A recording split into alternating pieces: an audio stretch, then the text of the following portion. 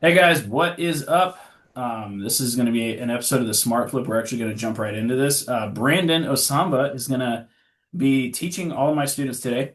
They're going to be able to ask him a bunch of questions, get some answers, and basically get some knowledge from a six-figure flipper himself that's younger than pretty much everybody. You just turned 20, right, Brandon? Yeah, I just turned 20. Yeah. Love it. So, we got a bunch of people on here. Probably have a couple more join towards the end. But guys, today you guys are. It's basically going to be like a unmute yourself, ask the question, kind of thing. Brandon is really trying, to. He's got some big goals this year, and he wants to give back a little bit. And but we do have some questions already, so I will kick those off, and then I notice Wesley's on here, so. We'll actually start with his questions first and go from there. So, Wesley asked, "What does your average day look like?" And like as a flipper, right? Because I know you're transitioning right now, but like, what does your average day look like, and what are the systems that you think helped you the most when it came to scaling? Average day looks like okay. So right now at my second store, my time is spent a little bit differently. Um, I focus mainly on repairs. So a lot of what I do right now is really operational and HR. So I'm really just focusing on putting people in the right places and then training technicians to be able to do the work I need them to do. So What did your day look like when you were flipping, though? Like when I before you was transitioned to full time, like all the repairs in the world. right, right. So okay, let me see. Before I had the retail store, I was still in high school at the time, so I'd have a time. Once I was out of high school, it was from 4:30 to 8:30, where I'd be doing meetups at Starbucks, and everyone would come to me. Um, Can we talk about that a little more? Like, so yeah, this is in Dallas, by the way, guys, or Arlington, right? exactly. Yeah, Dallas. So for those of you that are out there saying like, people don't drive to you, that's total bullshit. Like, if Brandon was doing it in Dallas, Arlington area, I mean, t yeah, like keep on going, Brandon. I think that I just wanted to point that out. Like, I think that's important because a lot of people make that excuse. Yes, gonna hear a lot, and Oh, I think you're breaking up a little bit. first structure the right way, and I think if we can overcome that. Oh, am I? I'm sorry. Yeah, you were Can you breaking hear me up better there now? for a bit. Yeah, I can hear you better now. Okay, sorry about that. Yeah, that's a common objection, and I definitely heard that a lot. I think one of the biggest ways that helped me overcome it was if your offer is good enough and your presentation is good enough, I think you can definitely overcome that objection. It's not huge, especially for me. No one really lived in Arlington. Most of my customers lived in Dallas or they lived in Fort Worth, which is like a 35-minute drive to me. So people are willing to make the drive. It's just like your offer. And your offer comes down to having a competitive price, your availability, your response time, and presentation just being how you carry yourself and the kind of vibe they get off you. So if they call your phone or your business line or whatever, and you don't even pick up, and they have to call 2 3 times for you to pick up, and then when you do pick up, you're like, hey, what do you want? Or hey, how's it going? Like they get a low energy kind of vibe. It's not necessarily like I'm not confident in driving 35 minutes to meet you stranger at a Starbucks when that's what I'm getting off the interaction. You get what I'm saying? Yeah, Um, 100%, dude.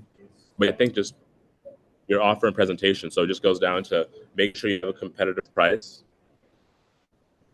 and making sure you present yourself well. Presenting yourself well, there's multiple ways to do it. One of the ways is obviously the way you the talk and carry yourself, delivering on your promises.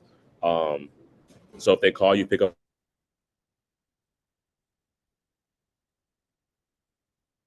Oh, shoot.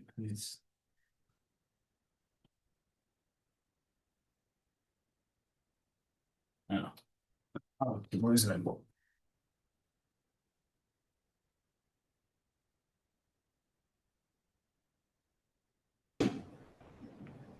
Sorry, guys. I'm gonna see if we can kind of start.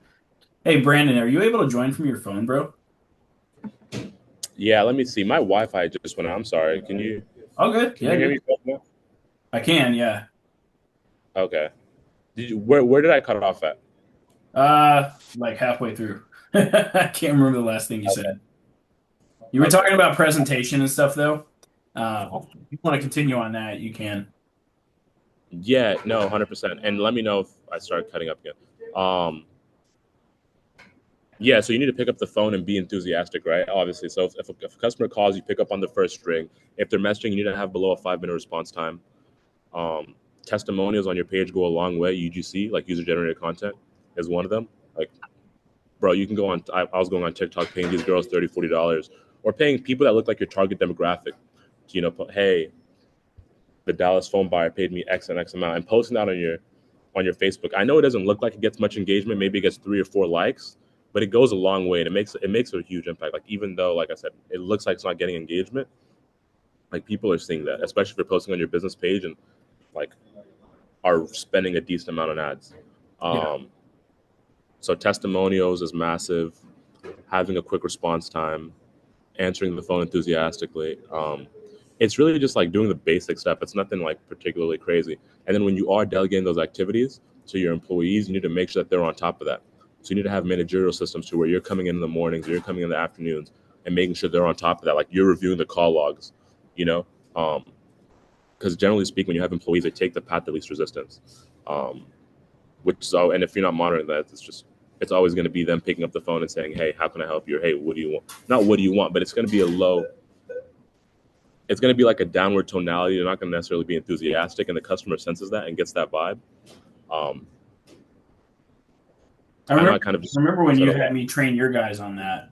A while, like probably about a year ago now. I trained your team on that. And they weren't bad, right? But like you're 100% right about like the enthusiastic thing, right? Like people like you can tell the tonality of somebody through the phone pretty quickly, you know? Like 100%. Yeah, I mean that's one reason like a lot of call centers like tell people to smile as they're on the phone, is it's a big thing. But um does anybody have any questions on that? You can feel free to unmute yourself if you want. That way you can ask Brandon directly. 100%. And real quick, Chris, can we circle back? What was the original question? I think Wesley had asked it. What was Sure. the original? Yeah. What does your average day look like in buybacks, right? And then Yeah. what systems do you think helped you scale the most? Okay. Let Start me with let me like what did your day look like when you were like, younger, only doing buybacks? What did that day look like? Okay. Right. Right. Right. What So I had each of my days sectioned out, and I had my week planned out. I had a Google Calendar, and each time of the day was sectioned off. So from 4:30 to 8:30, I'd generally be at Starbucks doing the meetups with people, and that was Monday to Friday. And then Saturdays and Sundays, I'd be there from 11 a.m. to 8:30 p.m. meeting people at Starbucks. Um, Now, obviously, I was able to do that because I was like 15, 16. I had no financial obligations, right? Obviously, it's a little bit different for a lot of the people in here, right? Because you probably have a kid or you probably have a significant other that you need to, spend time with. Um, but the biggest thing that helped me was just time blocking. It's so easy to lose track of where your time is actually going. But when I use Google Calendar, and I'll see if I can share my screen maybe. Um, Yeah. but when I use Google Calendar, it gives me an idea right off the bat of how my week is going to look like and the objectives I need to be done, right? So I'm not waking up with, hey, I need to make, like, let's say I have a monthly goal. It's really just about putting the day-to-day systems in place to make sure you hit those goals and just being consistent. So I'm not sure if that answered the question, but it was just time blocking, and at the end of every night, scheduling my day, and at the end of every week, scheduling my week. Yeah, I think that's important. Is scheduling the next day the night before, I think is one of the most powerful things people can do. Because you wake up and you basically know what to do for the next day. So I like that. And what are some systems that you implemented that helped you scale? There's a lot to unpack in that question, but it it really just depends on like it just depends, you know. But I guess to give you like a general idea, having an org chart, having an organization chart, and understanding what each function in your business does is massive, like super massive. Like I didn't do that for a very long time, and it's kind of just off the dome. But when you have a chart and you see exactly what each thing in the business is doing, it's crucial because you know the exact lever you need to pull to make more money, right? So generally, one is going to be, let's say, HR, human resource. I know HR gets a lot of bag, but it's super useful, especially if you have like a team of like 5 to 10, 15 to 20 people. I never reached that point at my first store that I opened. We had about 11 people at our peak, and the payroll with just 11 people is insane. Um, but with HR, it's just human resources, like culture. If you're a team of that small, everyone should love each other. Like it should be like a family. I don't mean that in a cliche way, because I know you hear these companies say, "Oh, we're a family," but like, I mean, you should know everyone like on a first name basis. You guys should be hanging out, going to barbecues, doing whatever, building that community vibe, right? Because these are people you want to be with long term. These are people you're spending like the majority of your day with, right? And if they like you, they're more inclined to perform better, right? Um, like if you hate your boss, you're going to look for any opportunity to hate or maybe just dislike, or maybe you aren't super happy, you're not fully committed, you're not necessarily going to perform at your best, right? There's HR. I'm not going to go super in depth, just a general overview. There's HR. Let me open up my org chart right now and see Sure, yeah, something go on. for it. That'd be great.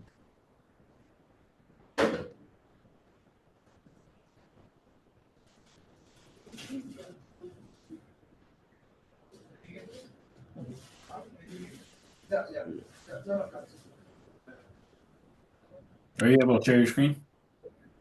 Yeah, let me see right now.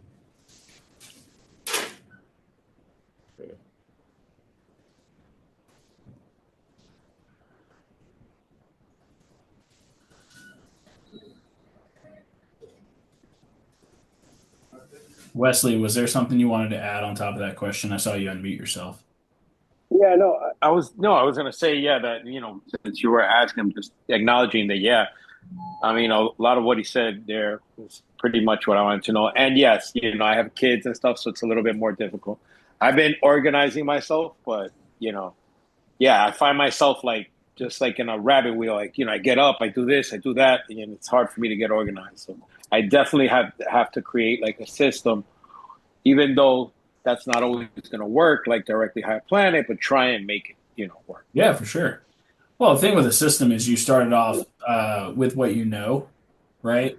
And then you build upon it with like things you didn't know at first, and then you just keep adding pieces to it, in a way that works best for you. I mean, that's how I build systems. Yeah. And also, like, the thing is also like I'm trying to go full time with I'm going, but also I have my job, which kind of like interferes a little bit.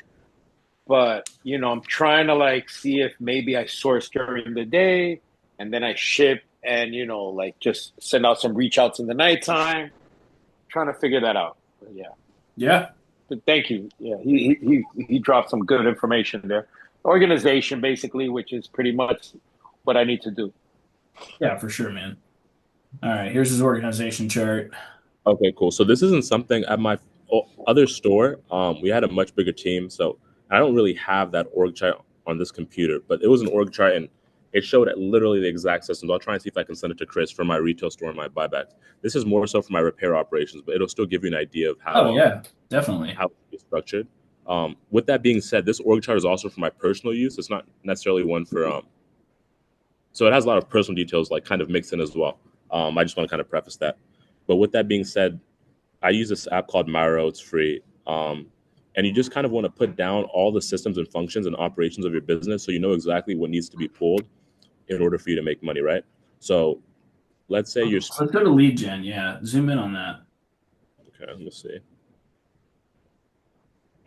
Now, obviously, if you were doing a business for like buybacks, your lead gen would be completely different. 'Cause that's more like a retail customer facing business, right? This is like repairs, wholesale, B2B. It's pretty much just me and one other guy handling it. Um, but yeah, lead gen and lead nurturing. So Consultation. I see my name in there. Do you? That's awesome.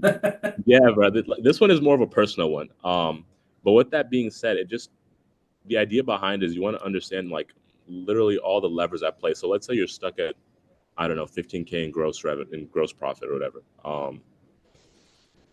If you have an org chart, you can if you have an org chart and you're tracking your time, you can see exactly where you're struggling. Okay, so maybe it's not that you struggle getting leads, right? Maybe the issue is that you don't have enough time, which means you either a need to use you can there's a few things you can do: use your time more efficiently or delegate it, right? Um, and for me, for the scale that I wanted to operate at a Starbucks, the highest I think I ever got in terms of revenue was about 250 to 300 a month in revenue. Um, Past that, it just became like too. I felt it was too risky. I felt I was like literally in danger. Walking around with that many phones, that many cash, and it became too confusing to track my employees when they were there. So that's why I ended up getting the retail front. So at the retail front, um, it allowed me to delegate. So I wasn't necessarily in the mix as much, and I still I had even more access and visibility over my employees and over my team, right? Um, and I was only able to figure that out because I had my org chart and I was tracking my time with the calendars, and at the end of the week I was sitting down and I was kind of seeing, damn, I'm spending all this time, just sitting at Starbucks, right? Like I know how to get the leads, I have the customers, I have the units. I just, I there's only so many people I can meet within like a 5 to 6 hour window. Um, and you guys feel free to jump in. I'm kind of just going on tangents right now, so you guys can comment and I'll kind of go along. Yeah, feel free to unmute yourself, guys, and ask him questions directly. And well, KR, that's Kevin. How did you avoid burnout in the beginning? So right now at this new store, I'm working 10 to 11 hours a day, Monday to Friday, and then Saturdays it's only about 5. As for avoiding burnout, for me, it was just trying to have like a little bit of more balanced life. I'm not an expert on this, by the way. This just what worked for me. So I heard Ty Lopez talk about this. He calls them the 4 pillars of a good life: wealth, health, love, and happiness. Um, right now, I feel like I'm kind of young, so I have like quite literally nothing but time in my hands. I'm not in school. I'm not nothing. So I've kind of just doubled down my business. But what helped me avoid burnout was like incorporating more of the other pillars, right? So you can't only be. I mean, obviously, spend the majority of your time on wealth, but still, like I kind of viewed my life as a kind of a Sims character. So I'd incorporate I like the that. health where I needed to, right? So after every shift, I go to the gym, for an hour. Um, I picked up on boxing and martial arts. That helped out a lot. But just having things outside of wealth, that it kind of really helps build. Like I feel like it helped me build more of my character. And whenever I had situations where my finances at the business weren't necessarily the great, it still allowed me to feel good about myself because I had other things going on in my life besides just work. But obviously, I still had to remember like the objective of doing those activities wasn't necessarily to be great at those activities, but to supplement and to help me get better in my business and in the wealth quadrant. I like how you said you viewed your life as like a Sims character. I actually do this quite often. I used to play an old game called RuneScape, right? So if anybody is familiar, right? Yeah. Um, I knew that to get to level 99, which was the max at that point, I had to spend a certain amount of. It was crazy looking back. I had to spend a certain amount of time per day on the game, doing a certain amount of like things to get the skill, and then eventually I would hit the top. So I really like that analogy. And it was, it's sometimes you actually have to do that. Like you just kind of got to go on autopilot where here's what I do for work. Here's how I kind of maintain work, which is, let's be real, going to the gym is one way to help maintain that. If you don't, there's always a little bit of balance there. Not everything can be just work, work, work. You got to have a little bit of balancing out there. Um, you weren't talking that fast, Brandon. You're good, bro. So the next question that was in here is from Dan. Um, Dan asks, "What was the process of opening your first store, and at what point was that decision made, and why?" And I know you answered this a little bit. but I'd like to go a little bit more in depth with it. That's a great question. It was really, really challenging for me. I didn't really have anyone who I could. I had people that I knew that owned stores, but it was still like a very unique experience because like I, I never had anyone to kind of hold my hand and guide it. It was very much like just falling down on my face and just learning. You know, I spent a lot of money, more than I should have. It took way longer to get the permit than it did in my second store. That's just because there was a lot of things I didn't know. Yeah. Um, but with that being said, one of the biggest things, I think the thing that took me the longest was knowing the kind of space that I wanted. Um, so I'm not a huge expert in commercial real estate. Like you kind of had to understand a lot of the terminology, like triple net, with triple net and then price per square footage. So it's not a price like a house where you can just go Yeah. and say, hey, your rent is 2,200 a month. You pay per square footage, and there's triple net. You know, the three ends, which is like, if I remember correctly, um, like CAM or something. I think it has to do with like building maintenance for the most part. Um, but there's a lot of like really technical terms that you have to be wary of and mindful of. Avoid making personal obligations on the lease if you can. You don't want to tire yourself. You still want to be like agile. That's something that I kind of had to do because it was my first store and I just wasn't experienced enough and wasn't I didn't negotiate hard enough. But these building owners, they're people, bro. Like it's not like it for me. It looks super big and intimidating getting this retail space for my first store, but it's like they're just people, bro. They just want someone. All the landlords that I've had in commercial spaces, and this is only two, right? So I don't have a huge database, but it's very much been a vibe of like, bro, as long as you pay rent and aren't causing a ruckus, like I really don't care what you're doing. Like, Heck like yeah. that. That's really it. I'm not sure if that kind of answered the question. So there's the finding the property space, which you kind of understand what you're looking for. Then there's signing the lease, which is understanding real estate, commercial real estate terminology, and having a lawyer review the document to make sure you're not getting fucked, right? Um, can I cuss on here? I'm sorry. Yeah, you're fine. All good. Okay. Um, Yeah, so all of that, like, obviously that is, that's tough stuff to navigate, especially in the beginning. But now on top of that, like, what did it look like bringing on employees? What did that look like? Because I mean, obviously that's a new experience too after opening a store. But actually, I want to back up real fast. At what point did you open a store? Like, what were you making profit per month wise before you opened the store? that's actually a really good question. Honestly, my finance tracking up until really the end of my first store, it really wasn't great. But I was doing about 250 to 300 in gross revenue, and profit was about like 20 to 25%. Um, Okay. so let me see actually. So you were making five figures, Oh yeah, for with sure. no problem. So over $10,000 a month in profit before you opened your first store, that kind of thing, and probably before you hired employees too, huh? At that point, I was operating out of an office, so I would Yeah. meet people at Starbucks. Then I think it was me, my business partner, and then two employees. But they weren't necessarily full time, and they weren't necessarily like employees. It was like my friends. You know, I Yeah. pay Well, them. I think that's how it all starts, right? Is Yeah, like in my book in Buyback Revolution, I talk about this. Is like I don't really recommend hiring until you hit that 10K mark profit wise, so that you can actually pay people. Like, and you can make sure you can pay people. I see a lot of people try and hire at like 5,000 a month in profit, and I'm like, bro, that needs to be your money. Like, it doesn't. Let's be if we're being real, making $5,000 a month in profit is not that hard in this business. It's very easy once you know what to do, right? Go ahead and continue on. What that hiring process looked like, man. What'd you yeah. learn? No, I'm not an expert in HR by any means. Like I'm still really like learning right now, especially at the second store where I'm kind of having to onboard a lot more people. It's not necessarily people that are my friends, but one of the things that was super major for me, and it sounds super cliche, but like people say like culture is a big thing. Like no, culture is huge. I was saying it earlier. Like if you have a team of 5 to 10 people, um, it should really be like a very tight, close knit community. Like you shouldn't necessarily feel like there's anyone on the team that you distrust or wouldn't leave with your house keys. And like I said, I hate to say that kind of stuff because I know it sounds cliche, but like these are people who you're trusting with a lot of money, and obviously you're going to have systems in place, trust but verify. But you want to have a relationship with them so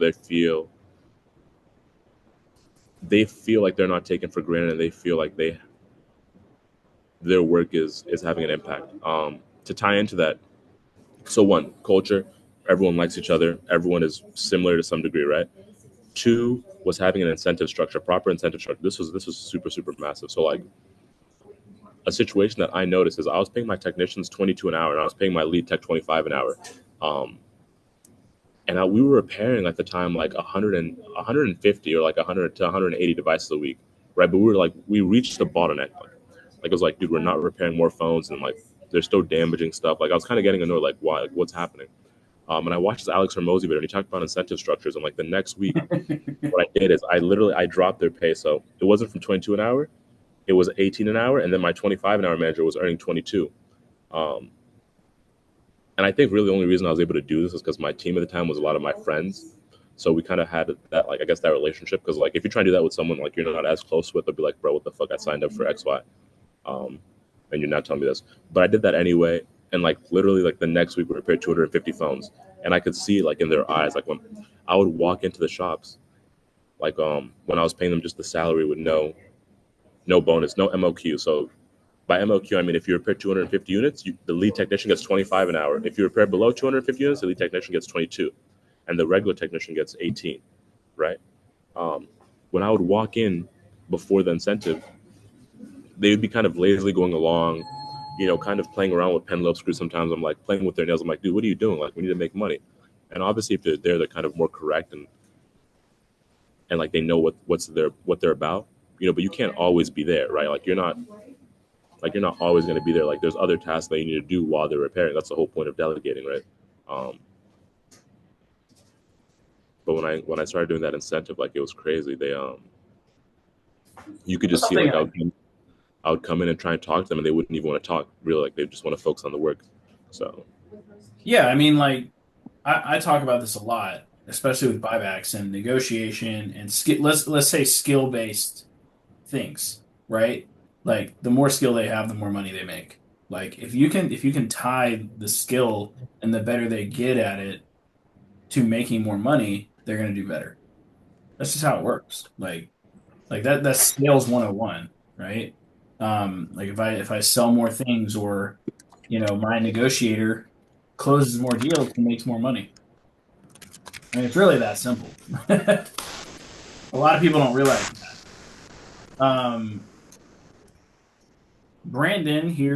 Brandon Spinks says, "Do you have an accountant or do you do taxes yourself?"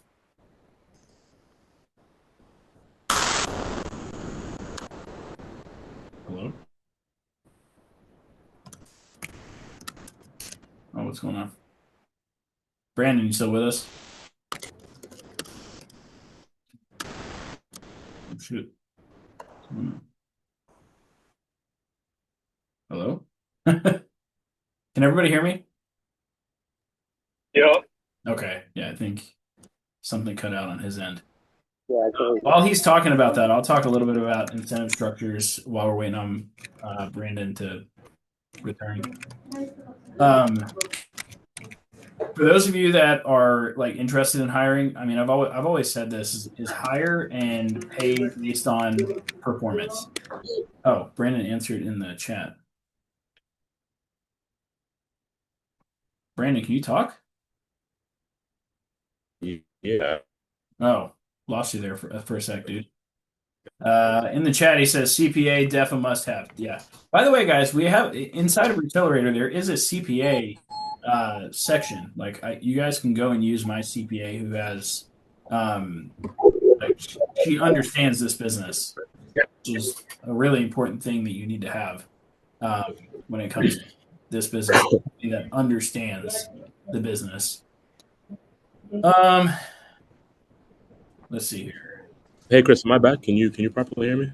Yeah, I can hear you. Your video is a little it's frozen, but you're good. Dan says, I was Okay. curious, what was the turning point if there was one? What was the light bulb moment when you realized it was more efficient to get a store? Curious how that came about. I think he answered that by just like the volume of the amount he was doing. Is that right, Brandon? Yeah, it just came down to like it wasn't practical anymore to keep meeting people at Starbucks. Like if I wanted to do more, I needed to delegate. I was meeting people at the Starbucks from like 4:30 to 8:30, and I was doing my calendar. Um, I had my org chart, and I saw, hey, look, like I'm able to get more leads. I'm able to put more money into ads. I'm able to sell more stock. Like my buyers can handle taking more volume. The issue just came down to me actually getting the stock, which was limited by my time. Yeah. Dude, let's talk about the earlier days. Because you and I have known each other for 6 or 7 years now. Um, you were one of the very first clients ever to join Resell Deck. I want to talk a little bit about like that and like like I didn't even know how old you were at that point. Um, but I want to talk a little bit about that, like because you were one of the first people that I ever saw implement systems for buybacks quickly and effectively. And you were also one of the very first people to tackle Google Ads as well with me. Oh shit. Did we move? Oh, yeah. So let's talk about that a little bit, Brandon, if you're still here. I don't know what's going on with this internet. For a little background here, I've known Brandon for quite a while at this point. Um, he was, I think, the third person ever to hop on Resell Deck. Back when it was like just a really basic lead generation platform. Hey, Chris, can you hear me? Oh yeah, what's up, man? Okay, there. I don't. I'm sorry. I keep bugging out. I don't. Let me turn this off. But you can hear me pretty clearly right now, right? Yeah, I can hear you. Okay. Cool. Cool. Cool. Cool. What was the last thing you guys heard? Yeah. I wanted to go back in time a little bit, back to around 2020. Whenever you like joined Resell Deck and when you kind of streamlined your buyback business a little bit more. I want to go back to those days because that's where a lot of these people are right now. And they're looking to grow from that. And like, if you could, like, take us back in time to what that looked like when you were basically on the come up at that point. Yeah. No. 100%. Let me try and circle back. Yeah. 2022.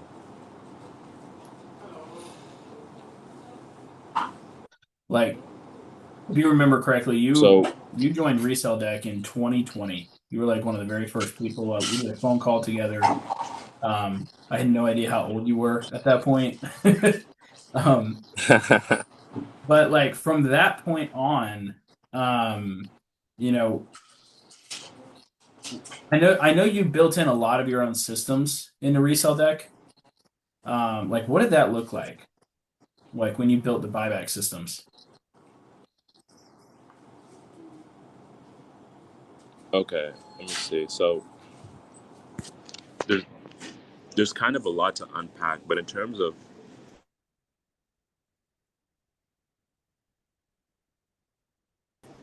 lead generation, um, let me open up my org chart too here so I can get some more information. It came down to lead nurturing, sales conversion, and then I guess marketing, like awareness. Um, so when I say lead nurturing, it means like for me, I noticed that I closed a lot more of my deals on the follow-ups, right? So I was huge on follow-ups. So let's say I get 100 leads, I can probably close. The main thing is just understanding your KPIs and every single metric that's involved. So let me try and do some math right here. So if you're spending $1,000 on ads and you have a 2 CPR, that means you're getting about 500 leads leads a week, let's say, right? And if you have a 25% closing rate, that means out of those 500 leads, you're closing 125 people, right? And let's say from that 125 people you close, you have an average profit per unit or per deal of $50. So that means on $1,000 ad spend, you're getting about 6,250, right? And in gross profit. So it just came down to understanding every single metric and seeing where I can improve. So I think if I recall correctly, before follow-ups, I think my closing rate was like 15%. And then with follow-ups, it was 20 to 25%, pretty consistently. And that doesn't sound like a huge like mark, 10%, but like when you're spending, like $7,000 a week on ads, like that 10% is massive. I'm to answer the questions, but understanding the metrics and then setting up systems to help you hit those, to help you improve said metrics. So for those of you that just listen to that, make sure you're filling out your spreadsheets because that'll help. Because the spreadsheets track it. The spreadsheet that I built anyway tracks a lot of that automatically. You just got to put in how many leads you got and how many deals you closed, and it'll literally do all of it for you. Um, but I mean, like a lot of people don't realize like how important a lot of that stuff is. Hormozy has a quote like, "If you don't track, you don't care," right? So, and I know you listen to him quite a bit, Brandon. So, I mean, spot on, right? I mean, and I also want to highlight a little bit about what he said about follow-ups. Guys, I know I harp on follow-ups and I talk about it a lot, but that's because it's important.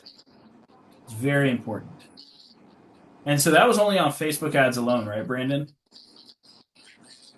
Yeah, that was on Facebook. Google Ads, when we started to try and ramp up Google Ads, yeah, we were spending Let's talk about that though. Like in Dallas or Arlington, like what did the Google ads look like, man?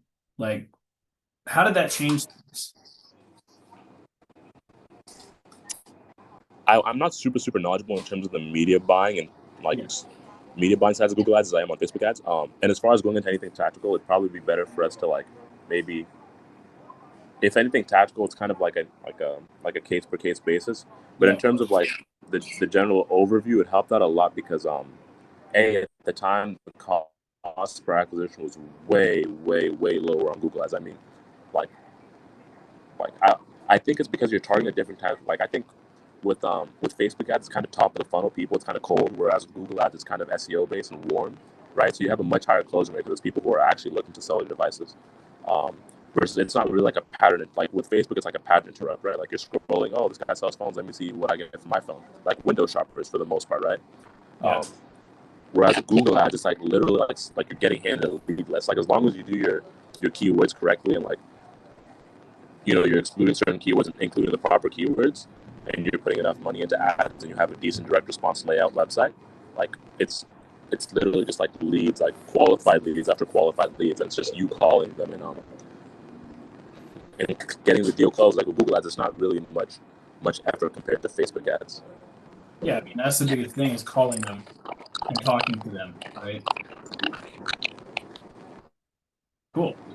All right. Well, I'm done asking questions. I'm gonna let everybody unmute themselves and ask their own questions. You're also kind of your audio is a little janky, Brandon. So if you want to work on that.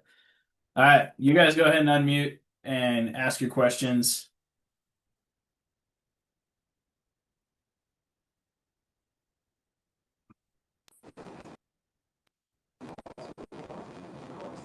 Hey, how's it going, guys? What's up, Luis? Luis? Hey, what's up? I got a quick question.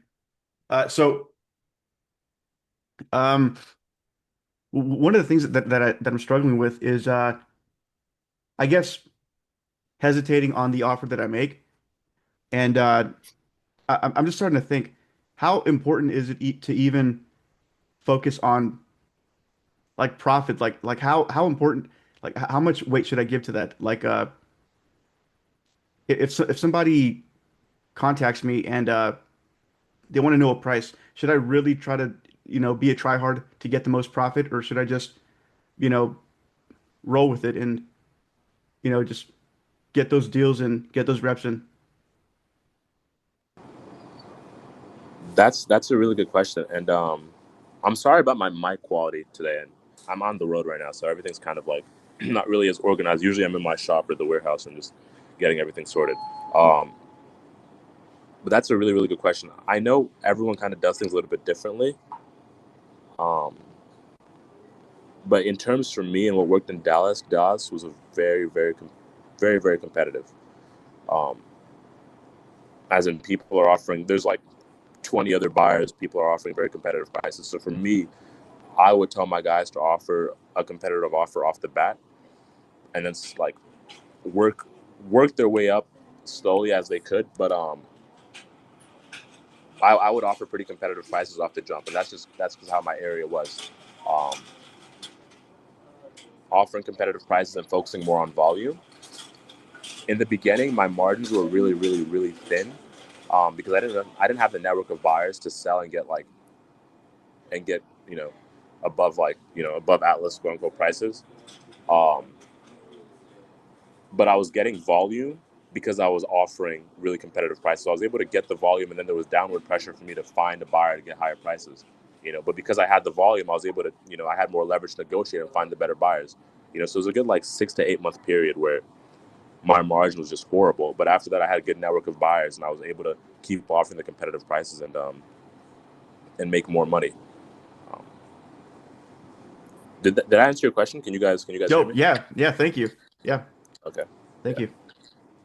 I think it But comes yeah, down to also the area, Lewis. Like Dallas is very competitive. I've run a lot of ads in Dallas for a lot of people. But for a lot of you guys that are listening to this or on this call or whatever, honestly, most of your guys' competition is going to be like the Eco ATM. Like, I'm going to be real. Like, um, so a lot of times, if you can just offer more than that thing, you win. So, but yeah, it depends on how you want to run your business too. I've found I like to run my business, low inventory, high profit. This is how I operate. Now that requires me buying a lot of stuff outside of phones to make that happen, right? So, but yeah, that's a good question, Liz. can I add on to that, Chris? Go for it, dude. Yeah, so I noticed for me when I was in high school, I was doing about like 10 to 15 a week in gross profit, and everything was good. And once you start running ads, you get a few regulars, and they start coming in and bring you a good amount of units, and then they get, you're able to kind of, I don't want to say lowball, but you're able to start like eating and making like some pretty good margins. A big thing for me was just avoiding getting complacent. Like it's easy to over rely on those regulars, but like I noticed for me to be able to hit consistently like 20, 30, 40, 50, 60 in gross profit, we had to start offering competitive prices and being kind of like the go-to place. Like if we wanted to push more volume, and it ties into what Chris was saying, like if you want to make the 5 to 10K in gross profit, you can 100% do that, and still have a good margin. But and you can run into some plugs, some people who are going to bring you those, some regulars who are going to bring you good volume, and you can lowball them. Like if you're doing it consistent enough and you're putting in the reps and you're putting in the ads, eventually you're going to get a regular, and he's going to be bringing you phones, and just him alone, you're going to be making like 10, 15K a month in profit. But that's not necessarily something that is consistent, and that I personally, and that I was able to build my business on, you know. But what happened for me is once I started offering the competitive prices and I had the retail store, I started getting so many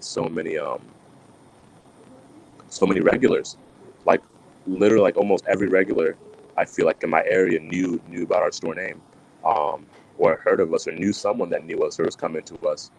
Um, and what happened was even though our margins were only 10%, all I really had to do was increase the margin from like 10 to 13%, which is dropping the price like $10, $20, and we were making like an extra 10, 12,000 a month, you know. But yeah, the way we structured at the first store was definitely more volume and a thinner margin. Gotcha. All right. That's good stuff.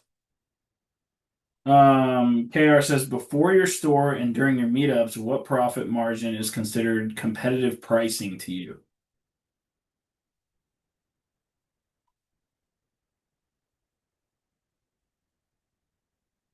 I think you're mute. There you go.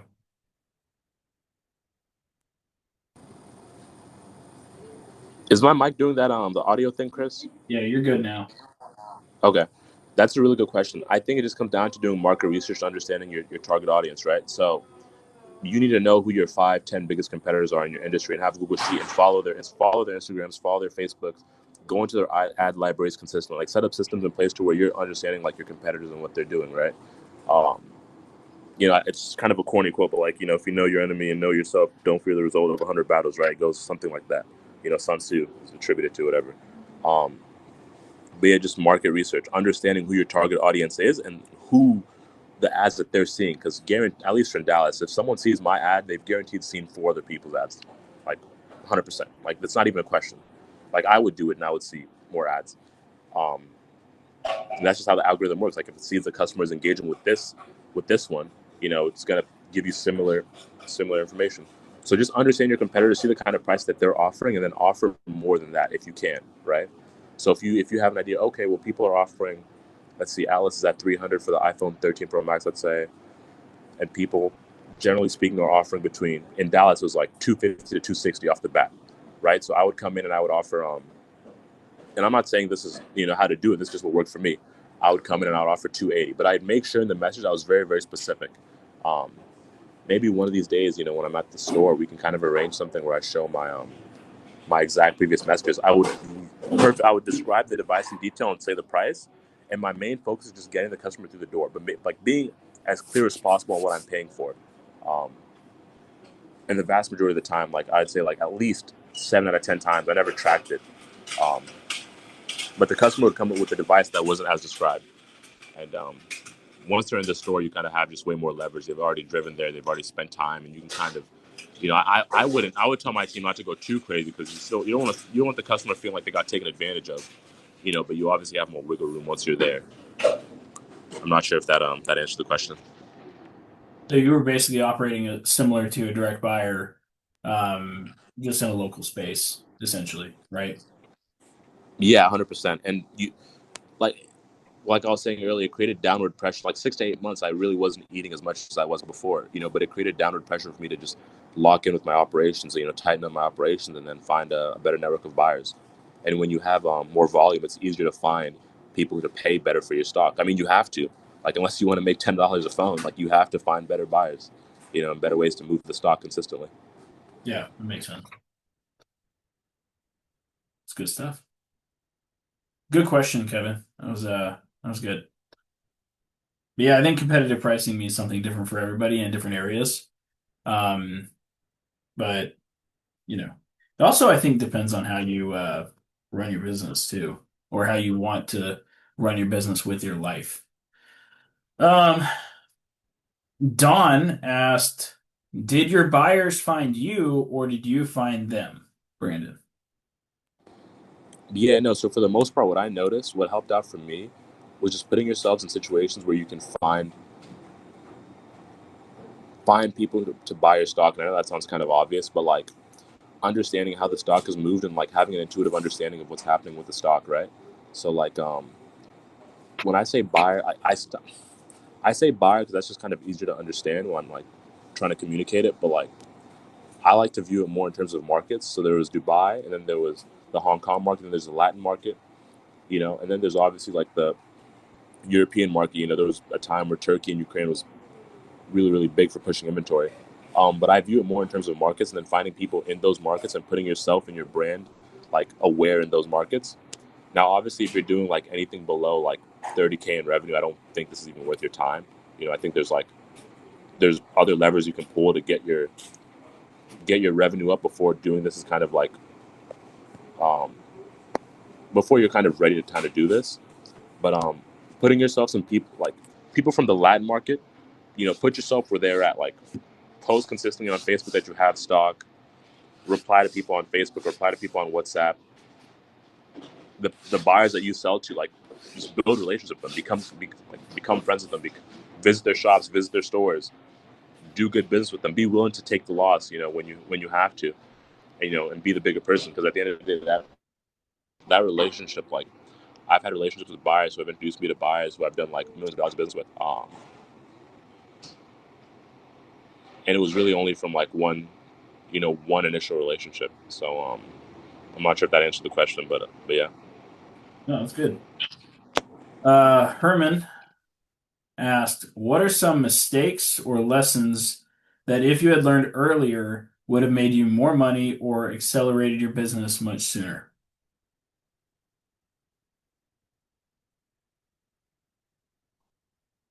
Let me know if you need me to repeat that.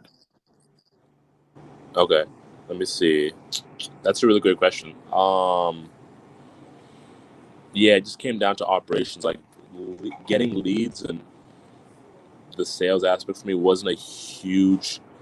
There were times where it was an issue, but it never really was like my biggest bottleneck for me. It was just operations, like when I was doing in high school and in my first store, like there'd be times where I'd go in my room and I'd find phones under my bed or find phones in my car, and that's just like absolutely, that's horrible. Like that's money and that adds up, especially when you're moving volume. You know what I mean? And I think it's kind of indicative of the way like I was doing business, which is like it was very much like a buy now and then worry about the rest later. Like it was just focused on like volume, like bring people in, buy the phone, and I really wasn't tracking like what I needed to be tracking. So I think most of the big mistakes I could have avoided just by having better operations, and you have better operations by tracking your key metrics and having a proper org chart. Um, in terms of the exact mistakes, one of them was overpaying people. I was not properly tracking like how I paid people and the deals that were made. Um, so there's just times where I'd overpay people, give them an extra $40, or maybe I'd overpay $500 on this deal, or I would sell this inventory for $800 less than I should have. You know, like stuff like that happened. Um, but yeah, I feel like it just comes down to having a good understanding of your org chart and key metrics. Is there anything in particular like you want to ask, like any mistake like you feel like you've made or that you think is there? Herman, if you want to unmute yourself, you can ask those questions, bro. Hi, can you hear me?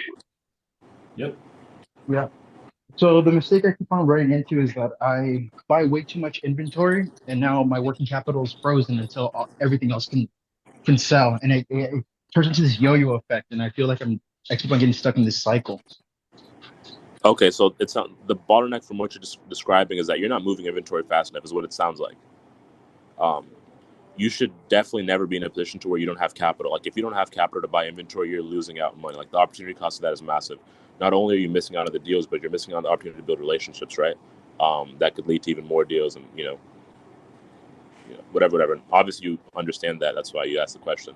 Um, but for me, you need to move inventory fast enough. Like, what systems do you have in place to make sure that like when you buy the device, it's sold? Like, are you pushing stock on eBay? Like, how are you distributing this? Like, what's Mostly on eBay. Mostly on eBay. Yeah. yeah, you need to find a way to move that inventory. I'm not sure if you're pricing it higher or if I think you're I am trying to. pricing too high Okay, because I'm trying to okay, squeeze as much profit as I can, but now I think it's more it makes more sense to just keep on moving inventory instead of just trying to squeeze profit out of every single device. 100%, 100%. And Like, for me, there was a time where I was sitting on so much stock. Like there was a time where I'll try and find a picture, but I went in a safe in my room. I didn't even know I had the stock. There was like 65 grand worth of stock in my bedroom safe, and I didn't even know it was there. And it probably depreciated. It probably was worth more, but these are consumer electronics that are obviously depreciate like every single month. But yeah, you can't have dead stock. That's like, obviously yours is not dead stock. It's just not moving as fast. But yeah, you need to find any better ways to distribute it or distribute it just faster. Thank you. I'm looking to the price cycling model, Herman, for eBay that we recommend. Uh, that definitely moves things a lot faster. Also, like the camera that I flipped the other day, I could have sat probably another week on that, made an extra $100, but I didn't. I still made $400. Like, price it below what it's going to sell, and you'll sell fast. But that also comes back to you got to buy it correctly, also. So, Dan says, similar to the above question, what single piece of advice would you give to your younger self who just started taking this business model seriously in terms of a long-term mindset, not necessarily specific mistakes?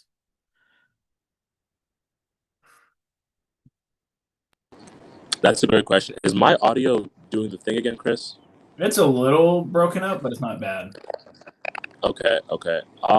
That's a fantastic question. I think you kind of hit on the nail, like having a long-term time, like having a longer time horizon. Like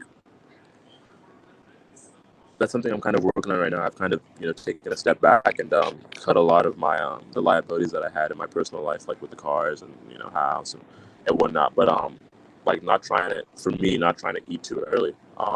Mm. I think if you have time spent, like, hey, I'm going to be in this for 5 years, and I think the first 2 to 3 years are really just the building blocks. Like you're just gaining the skill set. What helps me a lot is just viewing it more as like you're gaining the skill set, and you'll be able to really see the profit like on your third and fifth year. Like it'll be crazy exponential growth. Obviously, you're going to make money in year one and year two, if you're doing things correctly. But where I thought I saw like the craziest exponential growth was like third, fourth, fifth year. It's like, wow, like this is really something. Like I would never imagine would have snowballed into this. But That's most businesses though. We're real, like that's most businesses.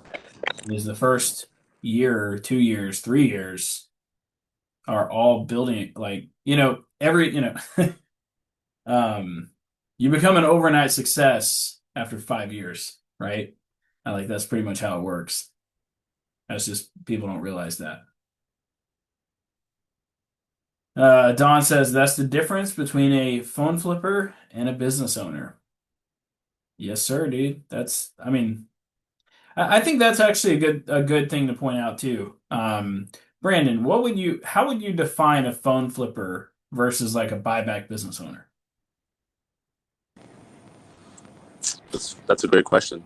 That's a good question. From what I've seen, a lot of the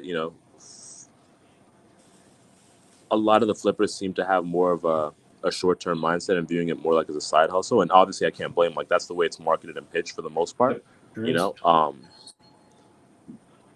but I think when you view it like that, you don't necessarily because you're not seeing it from the lens of like, okay, I can make a full-time living with this. I can build something that is sellable in the future. Um, you're kind of not like you're not going to track your key metrics and KPIs. You're mainly going to do it from like a hustle and bustle standpoint, which is like, oh, I just need to put in the hours. I just need to like do X, Y, Z. Like you're not going to view it more like how do I say this? You're not going to have as long a time horizon, and you might not track your key metrics as much as you should.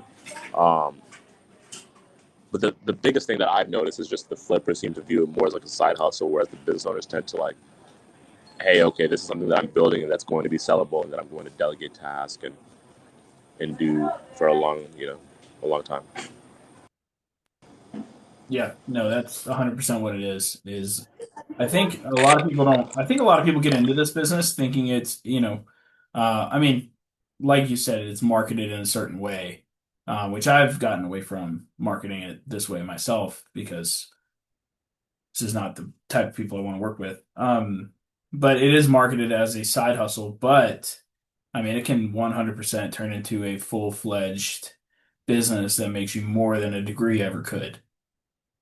And I think that's the part people don't realize. I didn't realize it. Let's put it that way. Once I've hit that first 10K profit month, I was like, oh, all right, this is a thing. Yeah, I was gonna say I feel like that's kind of where I'm at. I've been a phone flipper this whole time, but now I'm doing so much, but I'm still doing the same things as a phone flipper, not as a business owner. Yeah. Trying to figure that out. And you're over here making six figures as a phone flipper, bro. Yeah, well, not just phones, but everything with eBay too. And I was gonna ask, I guess, for you and Brandon, I'm wanting to hire someone to list eBay stuff for me and then ship it out and whatnot. Do you think it'd be good to just start with them in my basement or get like a small rental like office and have them run it out of there? I mean, if it's somebody you trust, you can have them do it from home. Start off there and then maybe move to an office. Gotcha. Yeah, no, 100%. So I guess you feel like the biggest bottleneck right now is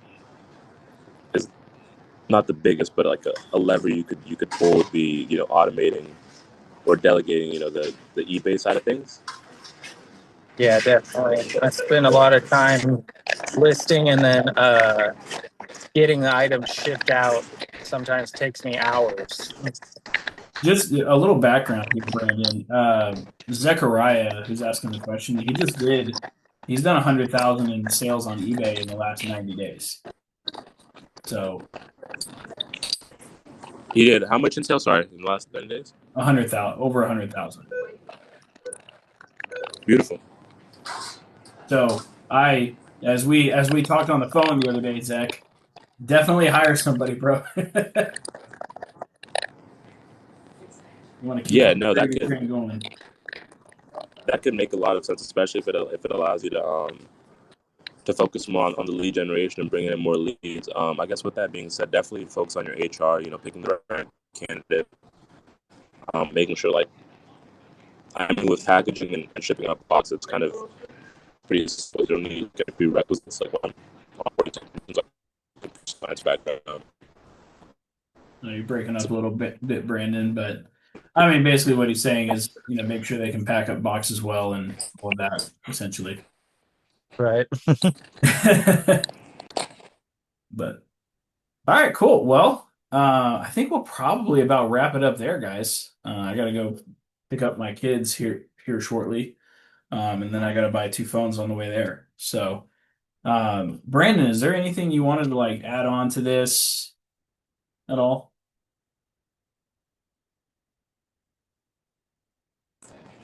No, not right now. I think I'm still cutting up right now, right?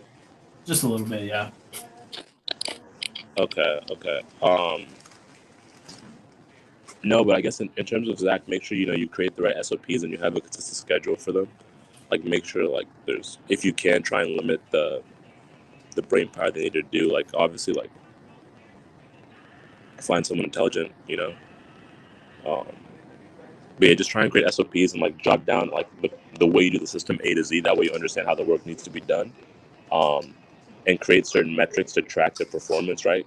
Like Definitely. like let's say, hey, it's a 5 hour shift. You should be able to package or ship out X amount of units, right? Like make sure it's trackable. That way you can go back to them and see, okay, this is a good day. He did good, At least that's what I've done. Awesome. Thanks. All right, guys. Well, I hope you guys learned something. Let me know in the chat if you guys learned anything before we wrap this thing up.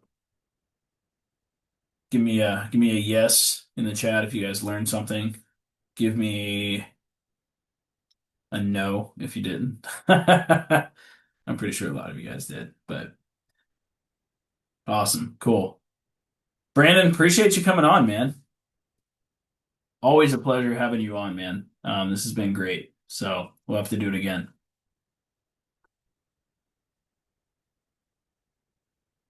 I still muted. All right, guys. Well, that is the wrap up today. I hope you guys learned something. The recording will be up here in a little bit. And you guys, keep on flipping. Keep making money. Keep growing your business. So start treating it like a business, not just the hustle that you have. Okay. I guarantee you guys, like with what Brandon was saying, is if you start treating this thing like a business, it will pay you like a business. That's a very real thing. And it can pay way more than any degree can for the most part. And a lot of people just don't realize that. So take advantage of the opportunity that you have. I know Brandon's talking, and I would highly recommend going and watching Brandon's last two podcasts as well, especially the first one. I really liked the first one a lot. So make sure to give those a listen as well. So with that being said, guys, see you guys later. And peace out.